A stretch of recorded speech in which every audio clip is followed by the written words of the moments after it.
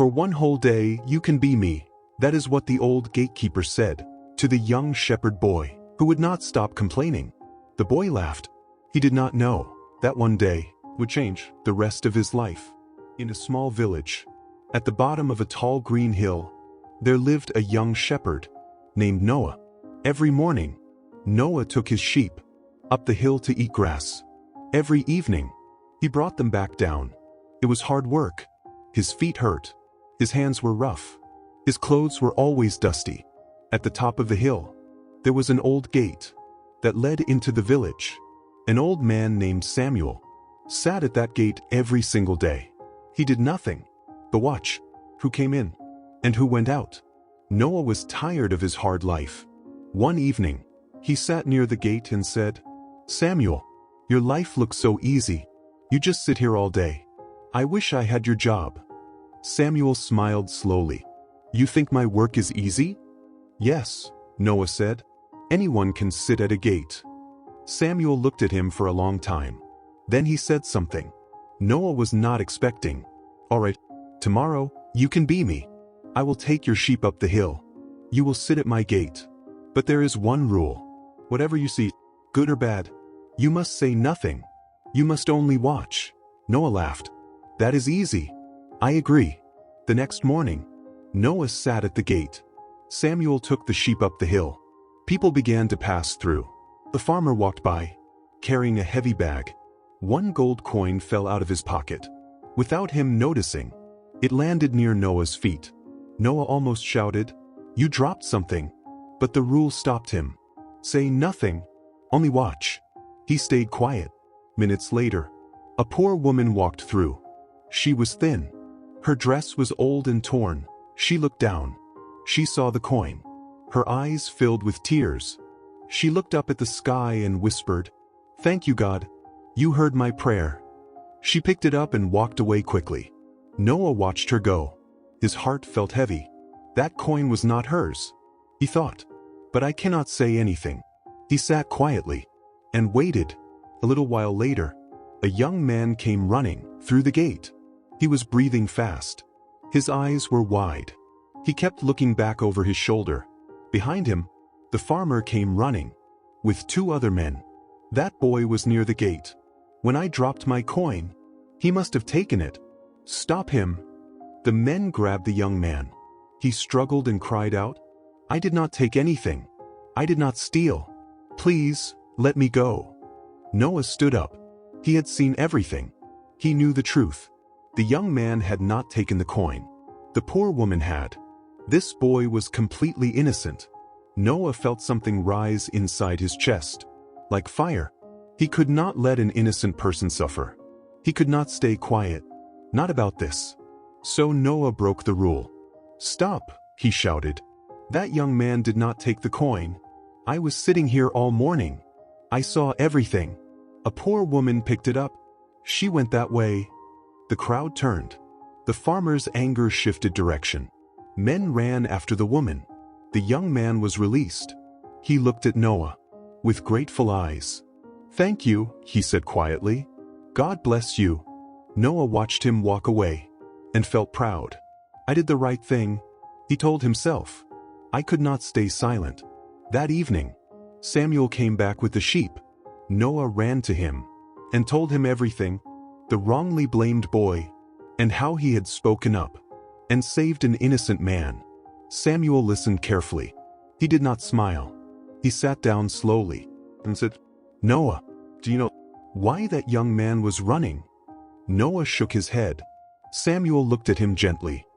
He was running away from trouble. Earlier that morning, he had agreed to join a group of men, planning to do something very bad that night. At the last moment, he changed his mind. He was trying to escape from them when the farmer spotted him. If the farmer's men had held him for even 1 hour, he would have been safe. He would have missed everything. But because you spoke, he was set free immediately, and he went straight back into the very danger he was trying to escape. Noah's mouth went dry. And the poor woman, Samuel continued quietly, had not eaten in 3 days. Her children at home were hungry and sick. That coin was going to feed them tonight. She prayed for help this morning, before she left her house, and help came to her feet. But now, because you spoke, men are chasing her through the village to take back the only thing that answered her prayer. Noah sat down on the ground. He could not speak. Tears ran down his face.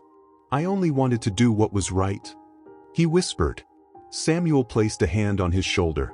I know, he said gently, and that is the hardest thing. Anyone can learn. You saw a coin. You saw a woman. You saw a frightened boy. But you could not see the danger waiting behind tomorrow. You could not see the hunger hiding behind that door. You could not see what was really happening beneath the surface of what you watched. Only God sees all of that. He sees the beginning and the end at the same time. That is why he is sometimes quiet when we beg him to speak, not because he does not care, but because he sees what we cannot, and he is protecting things we do not even know are in danger. Noah sat under the stars that night.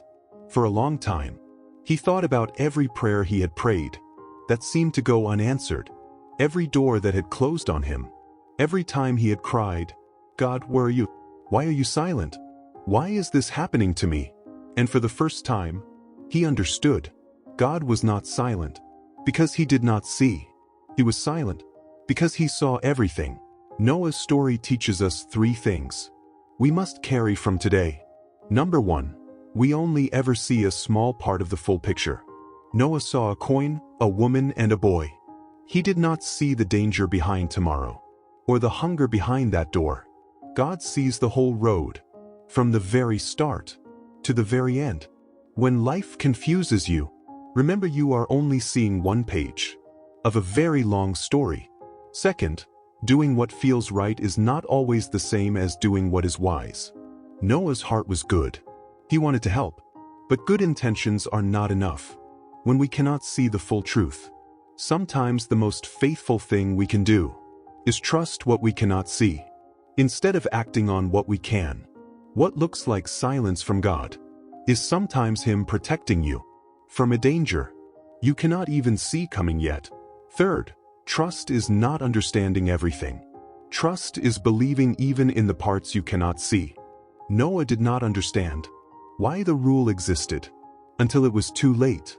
But the rule was never about silence. It was about humility, knowing that we do not have the full picture, and choosing to trust the one who does.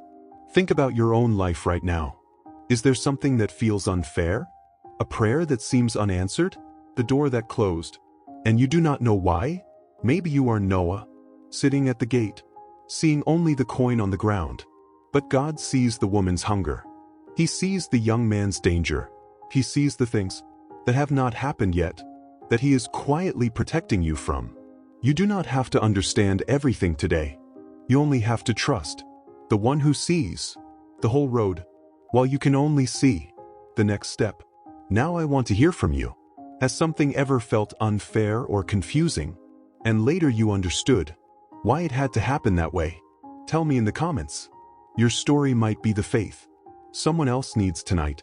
If Noah's story touched your heart, please like and share this video, and subscribe to Story by Aribs for stories that remind you you are never walking alone.